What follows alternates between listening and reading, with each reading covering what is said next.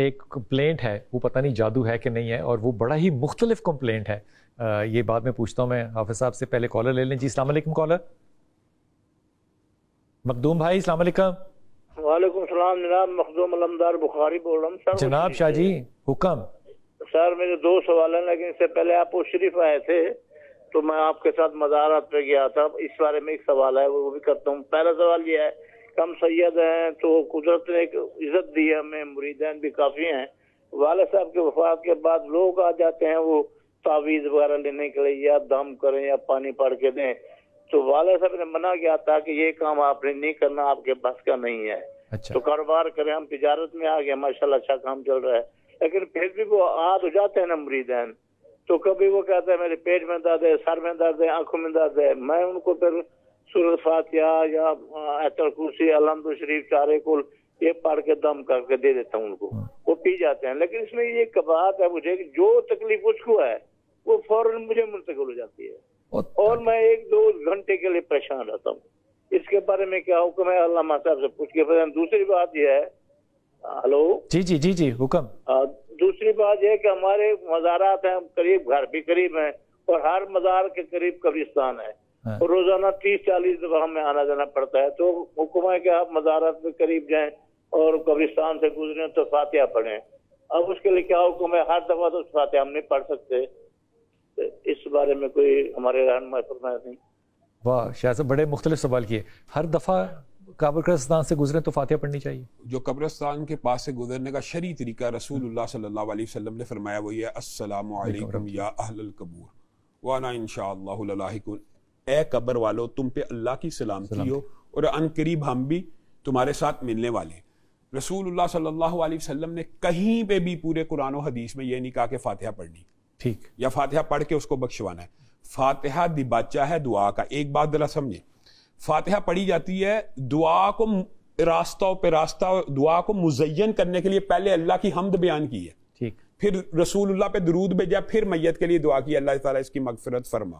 اگر یہ کنسپٹ ہمارا یہ ہے نا کہ ہم نے فاتحہ پڑھی اللہ کے لیے اور پہنچ اس کو جائے، تو اس سے بہتر طریقہ یہ ہے جو رسول اللہ نے بتایا کہ ان کے اوپر سلامتی بھیجو، وہ کریں۔ فاتحہ کا کہاں پہ بھی کہیں پہ بھی قرآن شاہ جی 40 دفعہ 60 دفعہ 100 دفعہ گزریں تو سلام کرنے میں تو کوئی حرج نہیں ہے نا، تو اللہ تعالیٰ کے رسول نے کہا کہ آپ نے بات کیا، رسول اللہ نے فرمایا اگر پتھر کی اوٹ سے یا درخت کی اوٹ سے نکلو سلام، دیکھیں کتنی زبردست دعا ہے، اللہ تم پہ سلامتی بھیجے، یہی کافی ہے۔ اب دیکھو یہ بڑی ہی اہم بات ہے سمجھنے کے لیے کہ پتھر کی اوٹ سے، مثال کے طور پہ میں مسجد میں ہوں اور میں کالم کے اوپر ٹیک لگا کے کھڑا کچھ کر رہا ہوں، اور پھر میں گھوم کے کالم سے علامہ صاحب کو ملا، میں نے پھر سلام کرنا ہے۔ یہی اسلام ہے، یہی اسلام ہے، اسلام بھی یہی ہے، سلامتی، سلام کرنا، امن اور آشتی۔ تو اس میں تو تھکنے کی بات نہیں ہے۔ دوسری بات ہے جو دوسرا سوال ہے مجھے وہ سوال یہ کر رہے دم کرنا، وہ کہہ رہے تھے کہ ہمارے والد صاحب نے ہمیں منع کیا تھا کہ تم یہ دم والے یا تعویذ والا کام نہ کرو، یہ تم سے نہیں ہونا۔ تو تعویذ تو میں نہیں دیتا، لیکن میں جب دم کرتا ہوں کسی کو، میں اس پہ سورہ فاتحہ پڑھتا ہوں، تو وہ یا کل شریف پڑھتا ہوں یا میں چاروں کل پڑھتا ہوں، تو تھوڑی دیر کے بعد وہ تکلیف آدھے گھنٹے اور گھنٹے کے لیے مجھے خود ہو جاتی ہے۔ یہ جو معالج ہیں یہ انہوں نے اپنا مشاہدہ اور تجربہ اکثر نے بیان کیا ہے کہ کسی کو کمر درد کا دم کیا ہے تو ہلکی سی درد ہو گئی ہے، تو ان کے نزدیک، یا میں ان کی بات کر رہا ہوں، ان کے نزدیک یہ ہے کہ جب کسی کا دم کامیاب ہونا تو ہلکی سی یہ نشانی، یعنی ایک تجربے اور مشاہدے کا، اس کا شریعت کے ساتھ تعلق نہیں ہے، تو اس کے اندر چونکہ بظاہر کوئی شرک کی بات نظر نہیں آتی۔ اور دوسری بات یہ کہ دم کا کرنا پانی کے اوپر اور وہ پلانا، یہ امی عائشہ نے خود اس کو، جیسے آپ جس کو آپ پہلے بھی آپ نے بتایا تھا کہ ہم اس کو ریکی کہتے ہیں، تو رسول اللہ صلی اللہ علیہ وسلم کے اپنے ہاتھ نا امی عائشہ معوذتین پڑھ کے رسول اللہ کے ہی ہاتھ ان کے جسم پہ پھیرا کرتی تھی کہ اس سے زیادہ بابرکت ہاتھ میرے تو نہیں ہیں، یعنی رسول اللہ کے ہاتھوں سے بڑھ کے تو نہیں ہے، تو دم امی عائشہ کرتی تھی اور ہاتھ رسول اللہ کے پھیرا کرتی تھی۔ اسی طرح پانی کے اوپر دم کرنا، یہ قرآن و سنت میں اس کی کوئی ممانعت نہیں ہے۔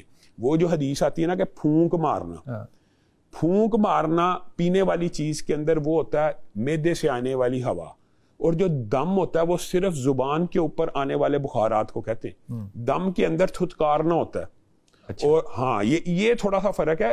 یہ عام پھونک مارنے سے یہ ہوتا ہے کہ معدے کی وہ آتی ہے، اور جو دم یہ ہوتا ہے کہ چونکہ زبان نے الفاظ کہیں تاثیر یہاں پہ ہلکا سا تھتکارنا، ہاں وہ یہ آپ اس کو کہتے ہیں تھتکارنا۔ یہ جو ہے نا یہ سنت سے، شریعت سے ثابت ہے، بلکہ رسول اللہ صلی اللہ علیہ وسلم نے ایک عجیب دعا اور عظیم دعا شفا کے لیے بتائی ہے، بسم اللہ تربت ارضنا.